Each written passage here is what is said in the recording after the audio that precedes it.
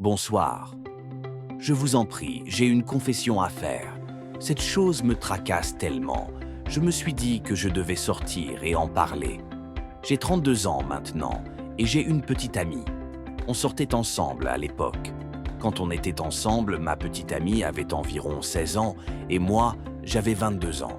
On s'aimait tellement. Mais à un moment, dans la durée, alors que ça continuait, la fille est venue me dire qu'elle était enceinte de moi. Moi, j'ai commencé à me demander « Comment tu as pu tomber enceinte de moi ?» J'ai nié, carrément, j'ai nié cette grossesse pour cette fille. Elle a essayé de m'expliquer, de me faire comprendre qu'elle était enceinte, mais moi, je ne voulais pas accepter. Parce qu'à ce moment-là, je n'avais vraiment rien. Je n'avais rien du tout. Ma peur à ce moment-là, c'était de savoir comment j'allais prendre soin de cette fille et du bébé. Je me disais que j'étais trop jeune pour ce genre de truc de père, cette responsabilité de père.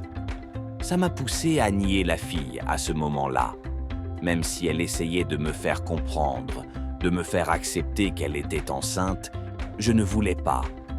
Mais au fond de moi, je savais qu'elle était enceinte de moi, parce que la raison pour laquelle je ne voulais pas, c'était mon âge à l'époque.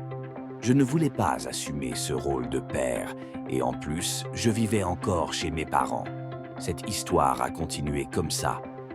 Un jour, elle est venue me voir chez moi pour m'annoncer cette nouvelle. Je ne l'ai pas bien pris. Je lui ai crié dessus, je l'ai engueulée, je l'ai frappée. Elle essayait de me faire comprendre qu'elle était enceinte, mais moi, je ne voulais pas. Les voisins ont vu ce qui se passait rapidement, très rapidement. Je l'ai poussée dehors, je l'ai chassée de la maison, je l'ai mise dehors. Mais au fond de mon cœur, je savais qu'elle était enceinte de moi. Elle m'avait même dit qu'elle n'avait couché avec aucun autre homme, que j'étais le seul, qu'elle n'avait pas d'autre petite amie, pas d'autre homme, que c'était moi seul qu'elle voyait. Mais moi, je ne voulais pas la croire. Je ne croyais rien à ce moment-là. L'affaire est restée comme ça, elle est partie. Après un certain temps, je n'ai plus eu de ses nouvelles pendant un moment. Je n'ai plus rien entendu d'elle du tout. Je me suis dit qu'elle avait peut-être géré ça toute seule, comme je n'entendais plus parler d'elle. Je me sentais libre. Je pensais qu'elle avait arrangé ça toute seule. Peut-être qu'elle avait avorté ou je ne sais quoi. Je ne savais pas qu'elle n'avait rien fait. Ça a continué comme ça. Jusqu'à ce qu'un jour, elle revienne avec des membres de sa famille chez moi, là où mes parents étaient, chez mon père. Ce jour-là, quand elle est venue, nos familles ont parlé. Ils ont décidé que la fille devait rester avec moi, que je devais prendre la responsabilité de la grossesse et de tout ça. Mon père, à ce moment-là, n'était même pas prêt à discuter. Il a juste regardé tout ça. À la fin, mon père a dit que, puisque j'étais capable de mettre une femme enceinte, il fallait que je prenne mes responsabilités en tant qu'homme. Moi, je n'avais pas le choix, je devais accepter. Mais vivre avec elle dans la maison, c'était une autre épreuve. Prendre la responsabilité d'une fille enceinte et devenir père. Mon père m'a offert 100 000 francs et une chambre dans sa maison. J'ai pris la fille, je l'ai emmenée chez moi. Mais dans ma tête, je me suis dit que, puisqu'elle m'avait mis dans cette condition, dans cette situation, qu'elle avait gâché ma vie comme ça, je n'avais pas le choix. J'ai décidé dans mon esprit que j'allais la maltraiter jusqu'à ce qu'elle voie ce qu'elle voulait. Alors, comme ça, j'ai emmené la fille chez moi. J'ai commencé à la traiter n'importe comment. Je la battais, je la privais de nourriture. Je lui donnais à manger, mais pas souvent, je lui disais « Va-t'en ». Je ne me préoccupais pas d'elle, rien ne me concernait à son sujet. Si elle me parlait mal, je la frappais, vous savez. L'histoire a continué comme ça, comme ça. Un jour, j'ai remarqué qu'elle commençait à devenir amie avec des voisins autour, certains voisins du coin. J'ai commencé à me dire que ces voisins qu'elle fréquentait lui donnaient des conseils, lui disaient des choses nécessaires, tout ça. Je l'ai confronté. Donc, tu deviens ami avec tous ces gens, ils te donnent des trucs, ils te donnent à manger, tout ça. J'ai commencé à lui crier dessus, et tout ça. Elle a pris position, elle m'a répondu, elle m'a tenu tête. Quand elle m'a répondu, je me suis dit « Oh, donc tu as du culot maintenant, tu as pris du courage pour me répondre ?» J'ai commencé à la frapper. Je l'ai battue sans même penser qu'elle était enceinte, qu'elle portait mon enfant. Je l'ai tellement battue, je l'ai frappée à un point où elle est tombée. Elle s'est effondrée et a commencé à saigner. Elle saignait fort, elle saignait tellement qu'elle est morte. Quand j'ai vu ça, j'ai paniqué, j'ai couru hors de la maison. J'ai dit « Ah, avant que les gens ne viennent et me remarquent, je dois fuir. » J'ai couru, j'ai quitté la maison, j'ai pris la route pour venir ici à la capitale. Mais depuis que je suis arrivé à la capitale, rien ne va bien pour moi. Rien ne va bien du tout. Si je trouve une connexion pour un boulot, par exemple, on est 5 ou 7 à travailler ensemble. Vous savez, un travail d'équipe. Mais quand arrive le moment du paiement, je ne reçois jamais ma part. Je ne reçois rien. Tout commence à tourner en rond. Rien ne va plus bien pour moi. Tout s'accumule.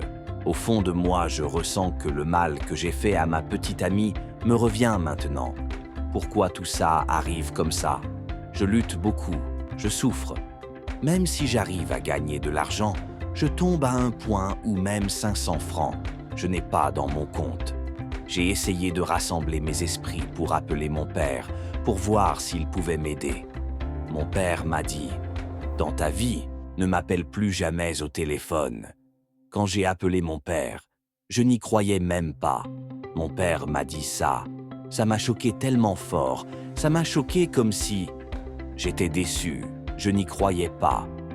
Je m'attendais à ce que mon père me dise autre chose, mais il m'a dit de ne plus jamais l'appeler. Moi, son enfant, je ne pouvais plus le contacter. Et les jeunes du village, avec la police, comme je vous parle maintenant, ils me cherchent là-bas, au village. Ils me cherchent partout. J'ai trouvé mon chemin, j'ai fui pour venir à la capitale, pour essayer de recommencer une autre vie ici. Mais quand je suis arrivé à la capitale, rien ne va bien. Rien ne va bien du tout. Les choses ne marchent pas bien pour moi. C'est de la lutte en lutte, de problème en problème, de souffrance en souffrance. Je travaille avec des gens, mais je ne reçois pas mon paiement. Parfois, je ne vois même pas l'argent du tout. Je travaille, toute mon énergie, tous mes efforts, tout part comme ça, tout disparaît. Un jour, un de mes amis, ici à la capitale, m'a présenté à un homme spirituel, un marabout, pour que je trouve une solution à mes problèmes. Je suis allé voir ce marabout pour qu'il m'aide, pour qu'il me dise quel était mon problème. Mais au fond de moi, je sentais que ce que j'avais fait à ma petite amie me revenait, que ça me frappait en retour, elle et mon enfant innocent me perturbaient. J'ai eu un message de ce marabout. Il m'a dit que je devais payer 50 000 francs pour qu'il me dise quel était mon problème, pour qu'il me donne une solution. Moi, je n'avais pas ces 50 000 francs à donner à ce marabout. Alors, j'ai continué comme ça, sans solution, sans rien. Je ne savais même pas où aller. Je n'avais aucune solution, rien. Je me suis dit, laisse-moi venir ici, parler de ça. Je supplie les gens dehors, n'importe où.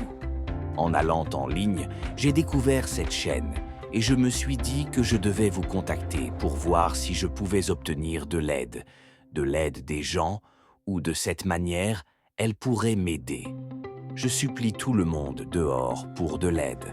Mon problème maintenant, c'est que j'ai besoin d'aide de la part des gens, parce que ce problème est trop lourd, cette souffrance est trop forte.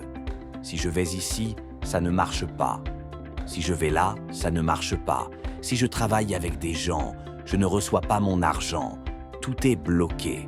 Il n'y a plus d'opportunités qui viennent comme ça. Si une opportunité arrive, avant que je m'en rende compte, la porte se ferme, la route se bloque. Les choses se contractent, les opportunités me passent sous le nez. Alors, je viens ici raconter mon problème. Si je peux obtenir de l'aide ou si quelqu'un peut m'aider avec une solution pour résoudre ce problème dans lequel je suis maintenant, c'est ce qui m'a poussé à venir sur ce canal. J'ai fait une très grosse erreur. D'abord, j'ai nié qu'elle était enceinte de moi. J'ai nié ça comme ça. Maintenant, même manger dans une journée, c'est un gros problème. Je travaille, je vais dans différents endroits, j'ai même essayé d'aller à l'église. Le premier endroit où ils m'ont emmené, ils m'ont dit que je devais payer 50 000 francs pour qu'on m'aide, pour qu'on trouve une solution à mon problème. Même à l'église, ils m'ont dit que j'avais mis mes mains dans le sang, que j'avais fait quelque chose avec mes mains, que j'étais impliqué dans quelque chose. Je dois aller supplier la personne, mais je n'ai nulle part où aller. Je n'ai aucune solution. Je fais face à ce problème maintenant. Je sais que ce que j'ai fait, au fond de moi, j'ai fait quelque chose de très mal, vraiment très mal. Dans cette situation, j'ai besoin de l'aide du public. J'ai besoin de vous. Je n'ai rien, ni spirituellement, ni financièrement. J'ai besoin d'aide de tout le monde. Je veux que les gens m'aident, parce que cette situation dans laquelle je suis est très dure. Même à Dieu, je prie pour son pardon, qu'il me pardonne pour tout ce que j'ai fait, les atrocités, les mauvaises choses que j'ai faites. J'ai besoin de l'aide de tout le monde, s'il vous plaît, financièrement et spirituellement. C'est pourquoi je viens ici pour obtenir une réponse.